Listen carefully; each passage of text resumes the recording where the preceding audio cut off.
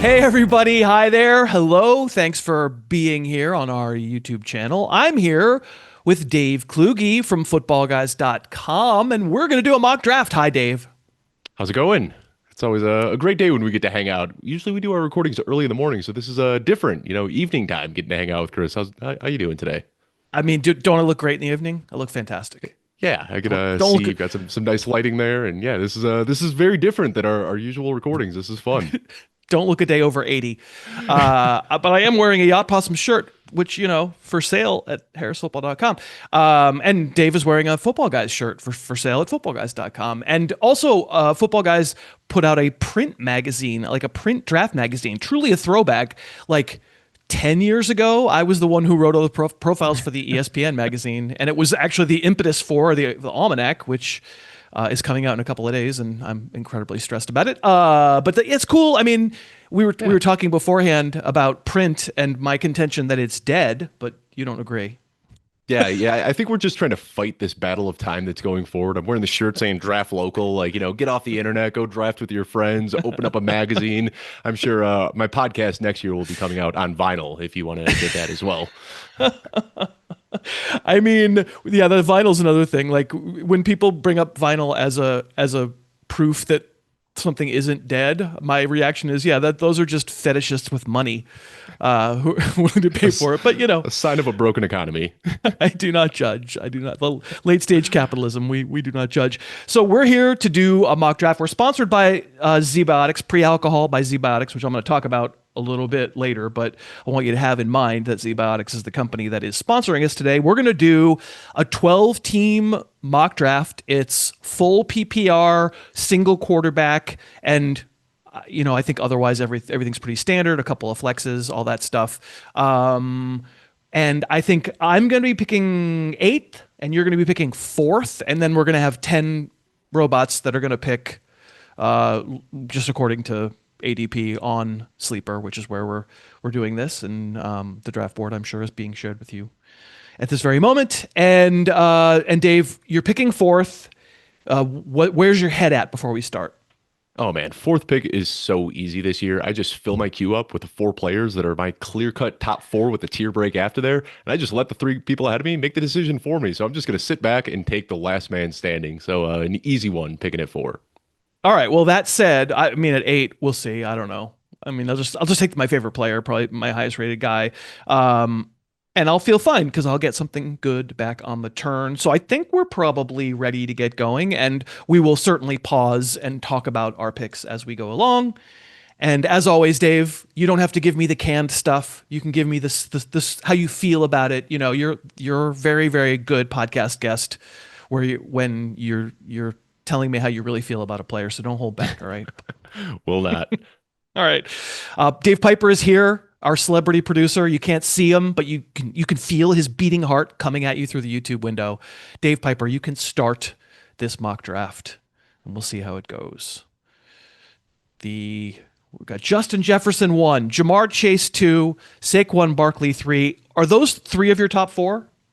No, I actually have two remaining. Justin Jefferson right now dealing with that hamstring injury. I don't want to overreact to it, but at the same time, this is a first-year quarterback for him, playing with J.J. McCarthy, losing out on valuable offseason training camp reps. I mean, I'm not panicking by any means, but Justin Jefferson moved from my fourth overall player to my seventh overall player because of this injury. So two guys that I'd be happy with right now, CeeDee Lamb and Bijan Robinson. But I'm going to go with CeeDee Lamb here.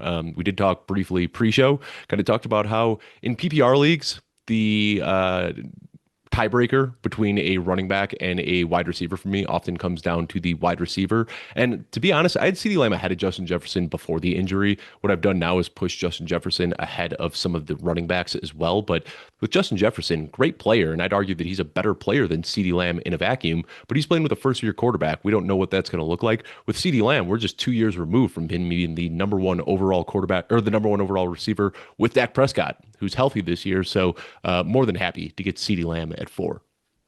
Yeah, I would not have done that. I would have taken a running back, but hey, what are you gonna do? It was your pick, right? Right. So I'm just going off my full PPR, my own board that I've spent so much time on. I haven't moved anybody because of a minor hamstring strain. You'll have to forgive me, Dave Kluge. I'm not doing that. And, he doesn't catch very many footballs, but he does a lot of other things very well. I think Derrick Henry should go in the first round, mid first round. I admit that side by side, I have Derrick Henry, Christian McCaffrey. So this for me is a choice between Henry and McCaffrey. And I'm going to adhere to my own ranks and avoid risk and go with Henry. Obviously, McCaffrey could be a league winner, but I'm not going to do it to myself. I don't want that smoke. There'll be some leagues where I wind up getting him and I'll get that smoke. But in this one, nope. It's Derrick Henry. What's your reaction to the idea that in a full PPR, I've just dared to do that? I don't think it's really that big of a deal. I don't think the full PPR makes a huge difference. Derrick Henry's never been a pass catcher. He's a guy who can rush for 150 yards and 3 touchdowns on any given week. You're not drafting him for the pass catching upside. And the toss up between him and McCaffrey is tough because I think they are both pretty volatile players this year. Of course, Derrick Henry getting up there in age. We've been, well, not we, I say the royal we, has been betting against Derrick Henry for years as he gets older, but he just continues to defy father time. We know it's going to eventually come to an end, whether it's this year, next year, or 5 years from now, we don't know. And then with Christian McCaffrey, we just saw the downside last year. So I think both of those guys are good picks in the first round. They can both finish as the overall RB1, but there's also some risk there as well. And that's why they fall to the end of round 1 rather than going at the top. Right. All right. Well, so we're back to me again. It went Genty, who, there's people obviously out there who are like, Genty was sitting right there. What are you doing?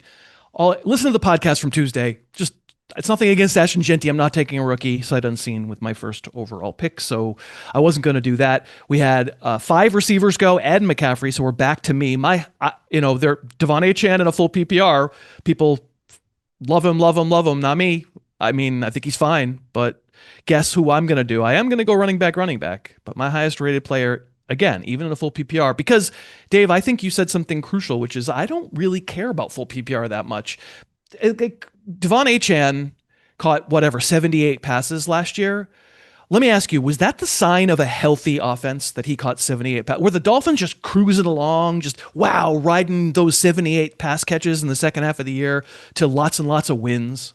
No, that was just to work around Tua's deficiencies. They didn't want him taking any hits, and they had to force the ball to him. And when you look at the games without Tua, he was averaging less than 10 points per game. I mean, we have seen, I will say, I think the interesting thing with Achane is 2 years ago, it was blistering efficiency as a rusher, and that's why we drafted him. So people last year, they got elite production from Devon Achane.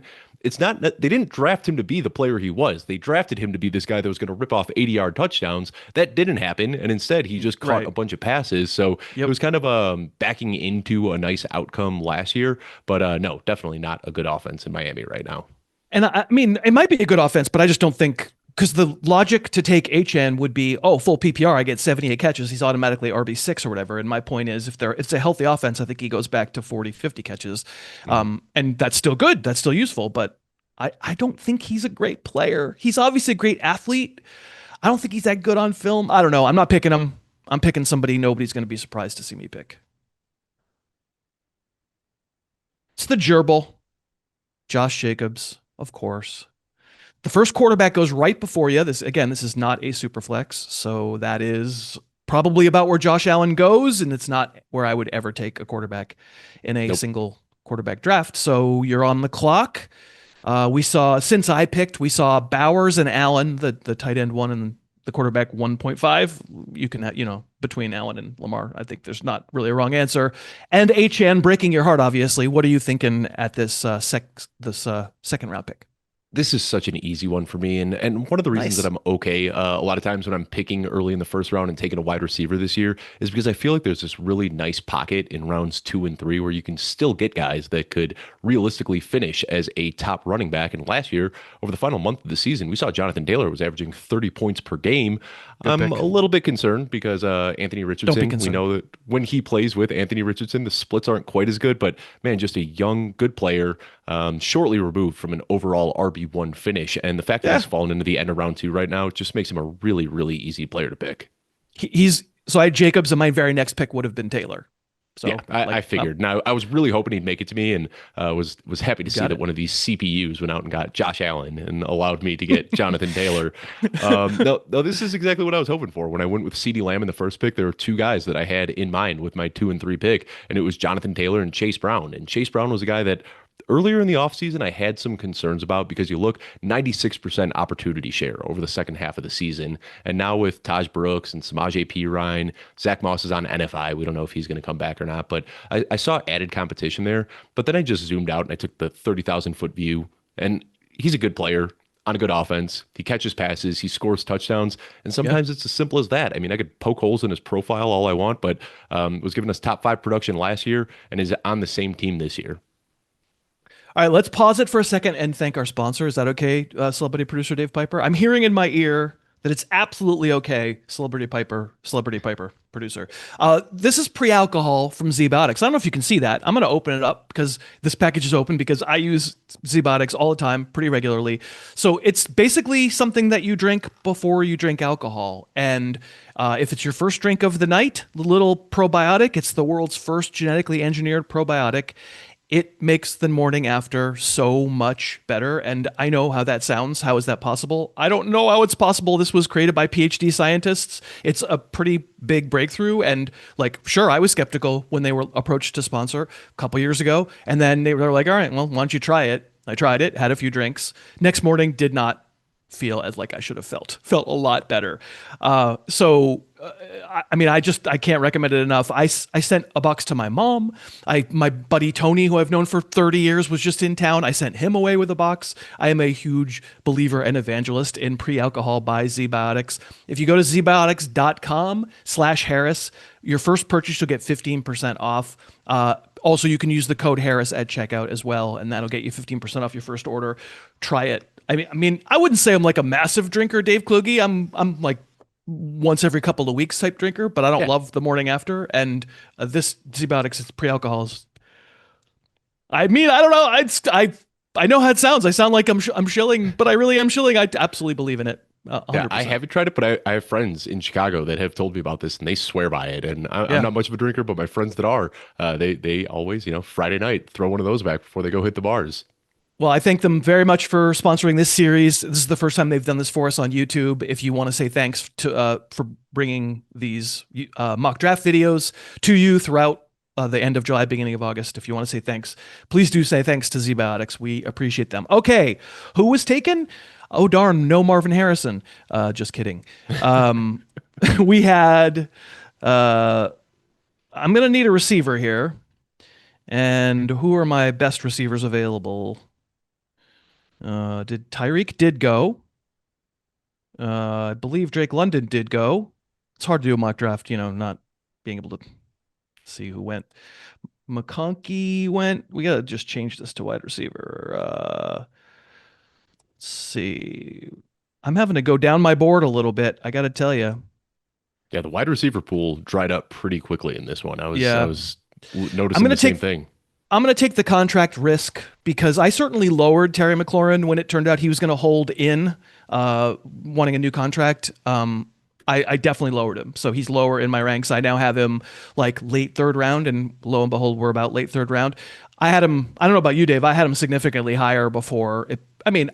Obviously you could see the contract thing coming, but you never know. And sometimes they report, but he clearly is. He's doing one of those, oh, my arm, I think it's broken. He's okay, but he's saying he's not. What's your reaction to McLaurin here at whatever pick this is, 3.8? This is exactly what we want to see when a good receiver gets a good quarterback, because his production last year wasn't all that different. If you look, the receptions, the targets, the yardage, it was all very similar. But he had a huge year when it comes to touchdowns because Jaden Daniels is good, and the Washington Commanders suddenly start scoring points. And who'd have thunk it that having a good quarterback makes a good player a great player? So, he is back at practice now, like you said, kind of maybe flubbing into injury a little bit. Said that he's dealing with an ankle issue right now. I'm sure if they gave him a check for $34 million, that ankle would feel much, much better. But I also don't really blame him. Like, he has stuck through all of the hard times here in Washington. And then they bring in Deebo Samuel off the street and give him more money than Terry McLaurin has ever made. So I'm on Team Terry here. I hope he does get paid. He deserves it. I mean, we all should probably always be on the side of labor versus management, even when the labor's millionaires. But like in this case, what other? They have no other hand. They have no other. Like I assume the Commanders have Super Bowl aspirations, and once McLaurin reports and is like, okay, I guess I'll play under my new contract. There's nothing he can do. You know, you're not going to sit out in the middle of the season. So, 100% understand why he's doing it. And obviously, we're drafting so early. There's a chance for this turn out to be a pretty good value. I'm not sure. I think McLaurin's going to go too much higher, even if he's signed, because there is a suspicion that it was a little touchdown heavy of a season. But I mean, he's awfully good. If you look at who are about to be my top 4 picks, they're obviously names that I've been hyping on the podcast forever and ever and ever. And maybe not Derrick Henry so much, but the next 3, Josh Jacobs, Terry McLaurin, and I'll go with the little badass DJ Moore on your Chicago Bears. Did I break your heart? You know, the pick before yours is the one that broke my heart because Alvin Kamara. Kamara has been a guy that I am regularly getting in rounds 4 and 5 of drafts, and kind of shocked to see him going a little bit. Everybody's just written off Alvin Kamara, so I'm happy to see that he's getting a little bit more respect on Sleeper than he is on some other platforms. But DJ Moore definitely would have been next up for me. And this pick that I'm going to make right now, I'm sure it's going to make your skin crawl, Chris. So I'm sorry to do this, but there is a rookie running back that I really like. He was drafted in round 1 behind a great offensive line on what we expect to be a pretty good offense. Omarion Hampton, do you think it's a little bit too early for him, Chris? No, I think it's just fine. Like I raised him. I probably don't have him quite here. I have him 50 overall in a full PPR. We're not quite at 50 or 47 or whatever. Right. Absolutely fine. And let me just make the point clear for people who don't know the podcast and who are just saying, hey, there's a YouTube video mock draft with 2 guys. The problem I have with rookies is taking them, 5th overall, or Marvin Harrison 13th overall, whatever last year. Once we get to the 4th round, there's no sure things. It's absolutely fine. Our issue with rookies is that when we don't see any downside. Everybody else, Terry McLaurin, you go, well, I've seen the upside, but I've seen some bad years from him too. Plus, he's holding out, so I have to come up with some arithmetic mean of his value. And the rookies, you just go, oh, I mean, obviously they're going to hit their ceiling. The Mel Kiper told me so. And so, like, my issue comes down to, like, you can't be spending real draft capital, and the 4th round is real. It's real, but it's not irreplaceable. How many?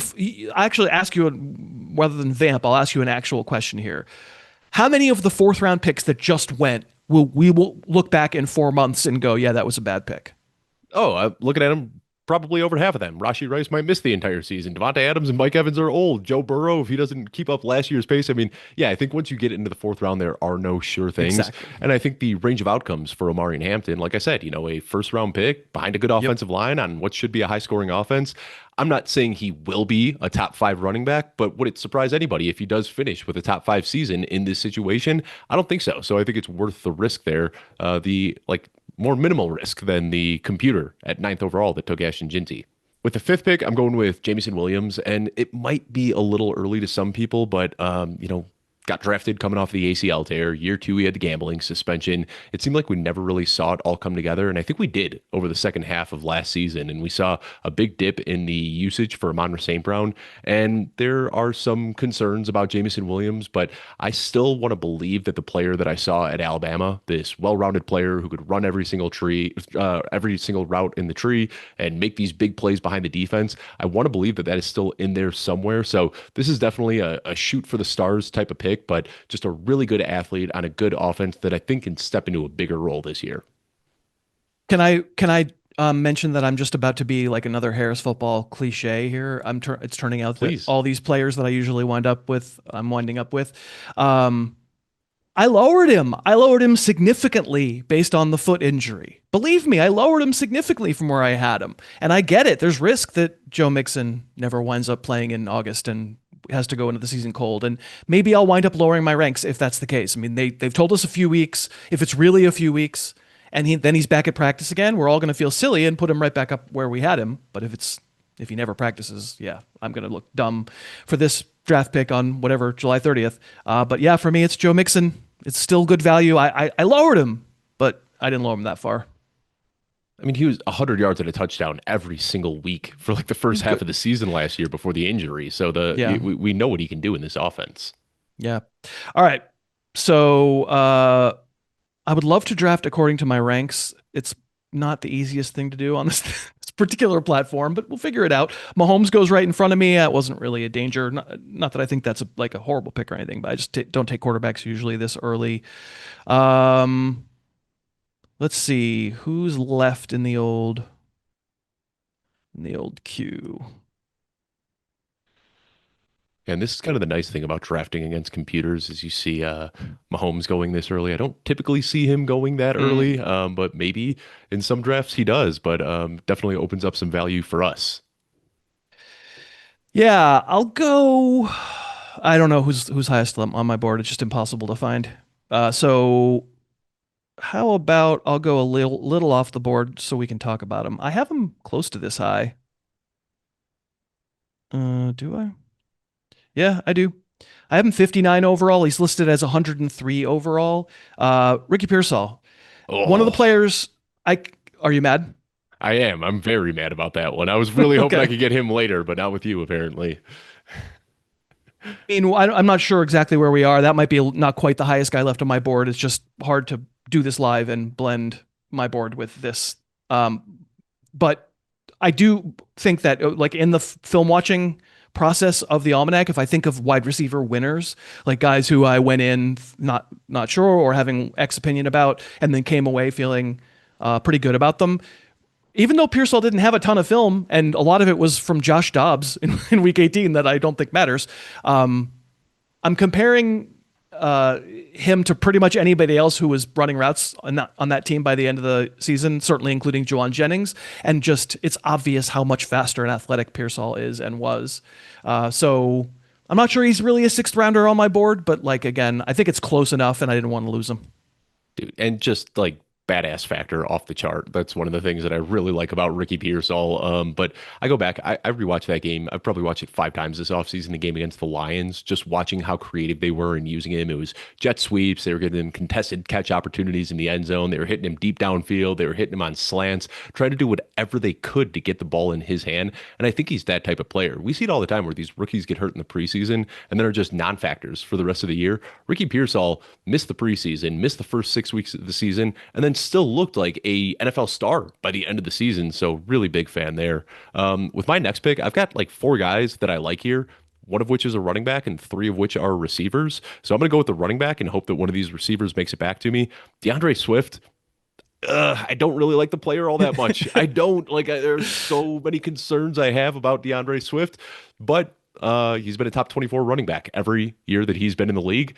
I hate to use the cliche that the volume has to go somewhere, but the volume in Chicago has to go somewhere, and I'm not the biggest believer in Roshan Johnson or Kyle Monungai. So DeAndre Swift very easily could be a dead zone running back, but I think that he is worth the pick there. And then with my next one, this might be a little bit of a reach, but we've got a report that Stephon Diggs is at camp, that he's healthy, that he should be ready for week 1. So Stephon Diggs, I mean, even if he's 80% of the player he was pre-ACL, I think he's just a great value in round 7.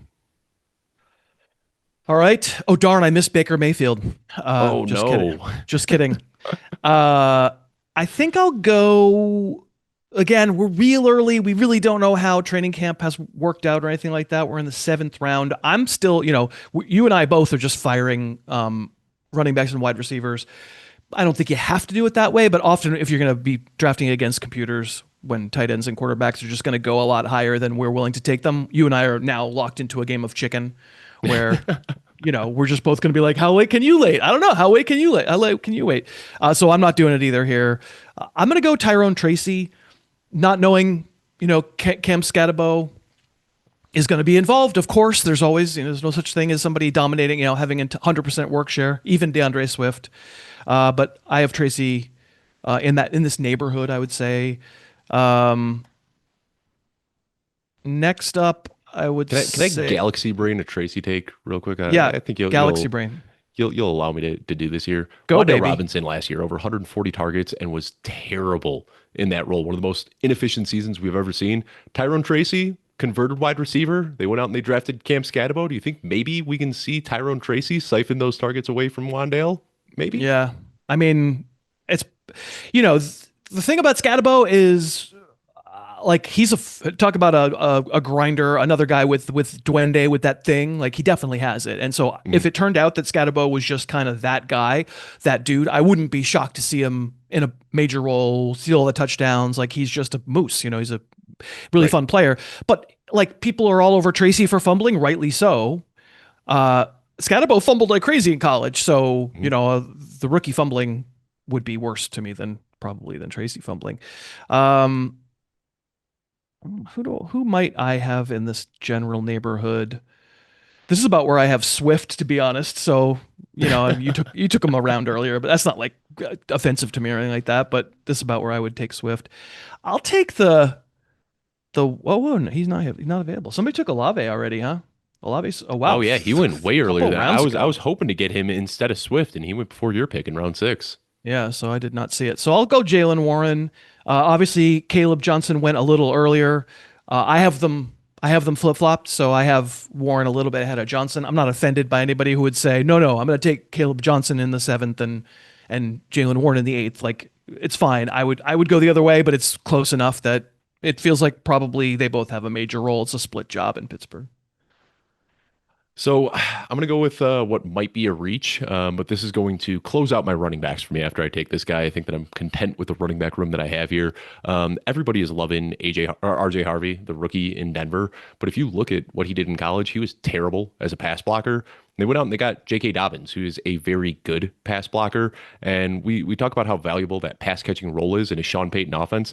I think it's more likely to be J.K. Dobbins than it is to be R.J. Harvey. So a guy that I've been trying to get in just about every single draft that I've done so far, and happy to get him here in round 8. And then round 9 pick, I already took one rookie, but I'm going to go with another one. This is another first round rookie, Matthew Golden, the guy who could potentially be the wide receiver 1 on a team full of wide receiver 2s. I have some question marks about him, but we just haven't really seen anybody step up in this Packers offense yet. We've got a lot of good guys, but none have really been great. And I'm just going to take Matthew Golden here on the off chance that maybe he ends up being great. So like you, I think we both in our first 8 picks, didn't we both do 5 running backs? Yeah, I think we did. Uh, yes, yeah, Yeah. both running back heavy builds here. Very very running back heavy, and that probably means fewer are to come. But you can never have enough, frankly. So I'm actually cool with that. Uh, I will go with Chris Godwin. This is a good neighborhood. I'm not saying like, oh, I can't believe it. This is the foolish sleeper with the ranks or whatever. Obviously, it's a risky team if you're gonna take Mixon and Godwin on the same team. Don't need to rely on Mixon. I mean, don't really have to rely on Godwin or Mixon, frankly, to be a starter right away. And like, I joked about Baker Mayfield, but like it was a pretty good offense last year. So I'll take the chance. Obviously, if everybody knew Godwin was ready to go, he'd be. I mean, what would he be? Would he be a fourth rounder, a fifth rounder? Oh, probably even higher than that, I think. Yeah, I mean, Yeah, he was the wide receiver 2 last year before he got hurt. yeah, And I think that this also just kind of like a game theory, like how we're playing this, us punting on quarterbacks and tight ends, it allows us to take risks on these guys because you're not drafting Chris Godwin to be your wide receiver 1 or your wide receiver yeah. 2. Right now, you just drafted him to be wide receiver 4. So you're essentially saying that he's going to be a bench guy. And if he can elevate into a better spot, then you swap him out and put him in your starting lineup. So saving those quarterback and tight end spots for later in the draft just means that you can take more risks earlier on the other positions. Agreed. Um, all right, I'm up again, and let's see if we can locate anybody. It's so funny. I look at the receivers that I have in this neighborhood in my ranks as I sort of frantically flip back and forth, and I realize, oh, that guy went 3 rounds ago. That guy went 4 rounds ago. It just, to me, I like. I mean, you can make anything work. Clearly, I'm not trying to advocate for a particular positional strategy, but to me, wide receiver is so flat and goes on forever. And of course, are any of them like shoe-ins and they're all locks or anything? No, but you're out of locks at like number 8 or 9 or something. And from that point forward, it's so flat that I love the mid-round running backs. It sounds kind of like, correct me if I'm wrong, you sort of feel the same way. Yeah, like the wide receiver 3 and the infinite sadness, as you like to say. I think that kind of Exactly. starts with like the Cortland Sutton, maybe, and then just carries all the way into like where we still are right now. It doesn't feel like there's a huge difference between the guys that were going in round 5 and the guys that are going now in round 10. Agreed. And yet now this late, I mean, I've Godwin, Pearsall, Moore, McLaurin. That's a good receiving core. Actually, I like that receiving core a lot. But it does feel like maybe we're close to running out now. Um, should I take a rookie wide receiver? Sure, sure. I'll take Jaden Higgins. It's a good one. Because I'm still a believer in CJ Stroud. I see things on film that indicate that it was less his fault than almost anyone else. And of course, I was all over Christian Kirk last year, and so I have to think in my mind, what's the opposite of Christian Kirk? I guess the opposite of Christian Kirk would be Jalen Noel on the same team, but I'll take Higgins again, as you've been saying, like at this point, we don't mind the high upside rookie shots. Exactly. And Higgins, just a good player. I like him. He does a lot of the same things Nico Collins does. I'm not saying he's as good as Nico Collins, but cut from the same cloth, of course. So I really like having those two guys that can stretch the field and make contested catches. Chris, I'm going to lose the game of quarterback and tight end chicken that we were playing here. I think that there are even tight ends that I like later, but there's one guy still on the board that I think is just a plug and play, could potentially be a top 5 guy. Kyle Pitts. Oh, I'm finally off the Kyle Pitts bandwagon. But I already took Matthew Golden, who I said could be the number 1 guy here in Green Bay. But I think Tucker Kraft could also be the number 1 guy here. Just a freak after the catch, can make these big plays. And again, me drafting Matthew Golden and Tucker Kraft is more of an indictment on the remaining receiver room than it is, me really liking these two players. It's just nobody else has really stepped up there, and I imagine that somebody has to eventually. So I don't mean to I did a lot of Tucker Kraft work, and I'm not sure I agree that he's like a freak. I guess maybe athletically he tested like one. Right. They run like cul-de-sac routes with him. Run around, go 5 yards and turn around, and sometimes he made he obviously he's really good in the red zone, and so some of the athleticism shows up there for sure, absolutely. And I'm not making this is a fine pick. Like there's no right answer when you're picking the whatever 11th tight end off the board. So it's not that. It's just I'm not sure I agree that I see him doing, Jimmy Graham things like real tight end, athletic, freaky Gronk type stuff. At least not yet. Maybe that's in the future. Maybe they'll get frustrated. But it felt to me like it was like, what if we used the Cade Otton playbook, but with a guy who like does a little more after the catch, and that was a little discouraging for me to like go back and rewatch all that film. But again, I'm not picking on the pick. Yeah, this is definitely a bet on him stepping into a bigger role and doing a little bit more in 2025. I mean, my kind of theory when it comes to tight ends this year, I'm okay paying up for Trey McBride and George Kittle if I get them in round 2 or 3, and if I don't, I'm just waiting for this range where I think Tucker Kraft is a fine pick. I think Jake Ferguson is a fine pick. I think there's a lot of tight ends here that have top 5 upside. Now, of course, they could also be on the waiver wire by week 3, and I'm fishing for another tight end, but that's kind of the game you play, I think, when you pass up on those elite guys. The next pick that I'm going to make, though, here is another rookie wide receiver, and I've got him side by side with Jaden Higgins. Very similar profiles, tall guys that excel at contested catches on good offenses. Trey Harris, I'm a big fan of him, and really just a big fan of Justin Herbert and the Chargers offense as a whole. Yeah, it's funny, the Trey Harris thing. I don't know anything about these prospects. I don't claim to know them. I talk to people who do a lot of scouting work on them, and there's he's very polarizing. Yeah, some suspicion that Trey Harris is a little uncomfortably like all the other big bust receivers for the Chargers. They have a type, even when it's like a new personnel selecting group. But for every AJ Brown, we get like 5 Darial Green Beckhams. yeah, like it's the 11th round. This is just like a shot on upside for sure. All right, I'll lose the game of chicken, but I'll lose it on the other position. I probably would have taken Stroud because obviously you have to have the Stroud Jaden Higgins stack. That's clearly, but Stroud just went 1 pick before me because they had to have Baker Mayfield and CJ Stroud. Gotta love sleeper. So I'm gonna take Jordan Love, the guy throwing to all those guys. I'm perfectly comfortable with Jordan Love. I was really hoping. I just saw all 3 quarterbacks that I was hoping would come to my next pick: Jordan Love, Drake May, and Dak Prescott. All went off the board. So that's frustrating. Get ready to speak JJ McCarthy, brother. Yep. All right, we're down to our final 3 picks here. Do I go with a tight end? I don't care about any of these tight ends. So no, the answer is no, I don't yet. So let's see if we can find a player that we like. a player who we like. I think I'll go kind of sight unseen, but there's potential because of Quinshon Judkins, that horrible situation.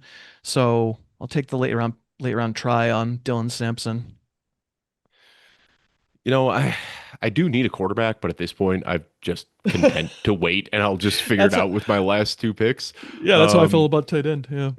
Yeah, I get it. I mean, sometimes, like you said, I mean, it would have worked for me too. Not that I put like a huge priority on stacking quarterbacks and receivers, but having Matthew Golden and Tucker Kraft, Jordan Love would have been nice. Having Stephon Diggs, Drake May would have been nice, and having CeeDee Lamb, Dak Prescott would have been nice. But there's no other quarterbacks that I really want to pay up for at this point in the draft. So what I'm going to do, a guy with almost no projectable volume, but Ray Davis in the one game that we saw last year without James Cook, 23 opportunities, Yeah, it was 152 really good. yards.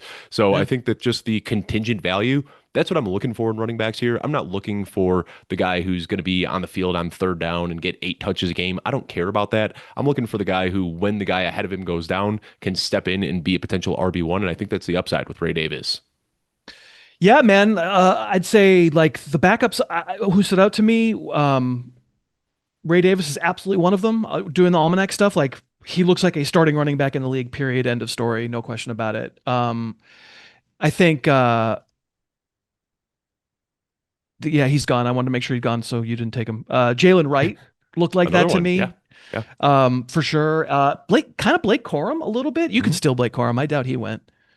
Oh, I, No, I he need a went. quarterback at this point, man. All I'd right. love to fill my bench up with these high upside running backs, but no, at this point, this is a guy, I feel like I take him in a lot of drafts and I just kind of have to plug my nose and do it. I'm not crazy about what we've seen from Trevor Lawrence at this point in his career, but we just saw Liam Cohen completely resuscitate Baker Mayfield. And I think that Baker Mayfield probably put a lot of better stuff on film through his early part of his career than Trevor Lawrence has so far. But Brian Thomas there, I think that he's the real deal. They went out and they made this big splashy move for Travis Etienne. So this is more of a bet on the environment, on Liam Cohen and on the pass catchers than it is on Trevor Lawrence himself. But I lost the game of quarterback chicken, so this is where I am taking Trevor Lawrence in round 13.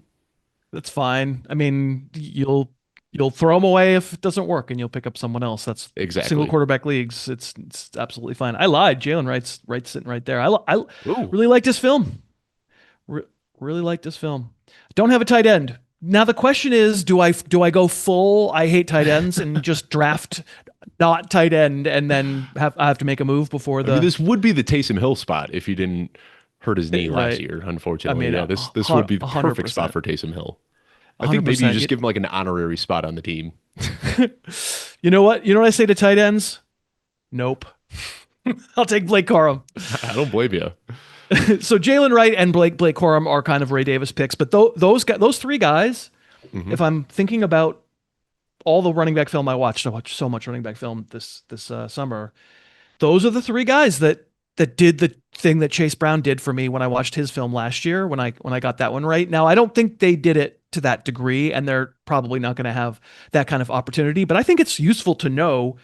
100%, I'm agreeing with what you said about Davis. I'm just applying it to these other two guys too. That if the main guy were to go down, I think there's a chance. Like I think Corum does. There are times on Corum's limited film where I look at the uniform number. I think Yeah, he plays yeah. almost exactly like Karen Williams. And I'll say Jalen Wright actually might be of the three of these guys, might be the one who does actually have a role. Because I'm not positive Devon Achane. Like if I were a coach and I watched Devon Achane running a play that's called to go between the tackles and watched him bounce it one more time, I'd throw my headphones on the ground and break them. Uh, so maybe Jalen Wright winds up getting a little goal line work or something. But anyway, And that's and the Devon very end. Achane, Devon Achane, he was at his best when Raheem Mostert was spelling him. The whole Yep. offense was a little bit better. I don't think they wanted to rely on Devon Achane the way that they did last year. So I think Jalen Warren, I'm with you. I think he's a very, very good player. Thoughts real quickly. Will Shipley, he's another guy that, kind of the injury away, no projectable volume, didn't get a It's lot of so touches last year. I it's didn't so like what I saw, but Yeah, he didn't. I mean, he didn't play much. He had the one right. start in week Yeah. 18, and Barkley went crazy. So excited for him. It's funny. Jim McCormick, obviously a regular on the YouTube channel, Eagle fan, who you would expect to be like, yeah, yo, Will Shipley, yo, know what I mean? You'd expect that, and his reaction was, I think he's a special teamer. So Yeah. Yeah, that's kind of my fear, perhaps. Yeah. But again, at this point, you're just getting the guys that you're hoping stumble into a workload because an injury opens up the door. But for me here, going with another quarterback, just doubling my chances to hope on this year's Nice. late round steal, Bryce Young. I Why don't know how not? you feel about Bryce Young. I liked what I saw last year. He got that little timeout. Started off the year looking terrible, and then they put him on timeout for a few weeks. And when he came back, it seemed like he learned his lesson. Fun fact: over the last 4 weeks of the season, Bryce Young was the highest scoring player in fantasy football last year. Well, he's guaranteed that to carry over. Thank God. Of course, yeah. Stats like that never lie. So what I would say, I did a lot of review on him. What I would say is it's obvious in his little timeout for a month there, they tried to get his footwork in shape and at least get him to throw the ball when he hit his back foot. And the reason he was better when he came back is because finally he was mostly throwing the ball when he hit his back foot, unless he had to scramble. But if he could plant his foot if someone was open, that his problem is he still does on the way back, and they don't seem to be able to get rid of it. And if the problem with that is nothing. I mean, he's still hitting his back foot. It's still whatever, a 5 or a 7 step drop, or theoretically, but he's taking 11 steps to get there.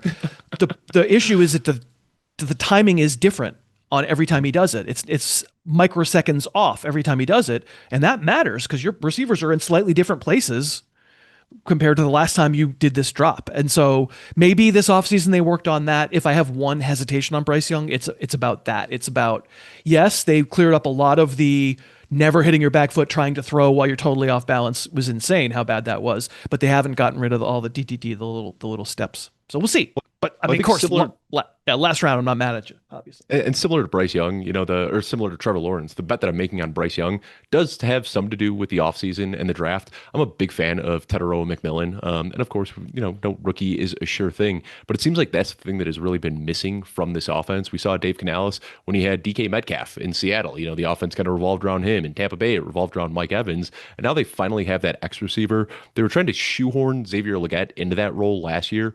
And that's just not what he can do. I think he's a good flanker, very athletic guy, but I don't think he's got the refinement to be an X receiver. So hopefully now with Tedero McMillan being that X receiver, it pushes Xavier Legette into a position where he can be better too. And I think it just makes the whole offense better. Of course, this is me galaxy braining this, building up my mind palace, as you like to say. But I do like to think that now they have the missing piece that kind of pulls this whole offense together.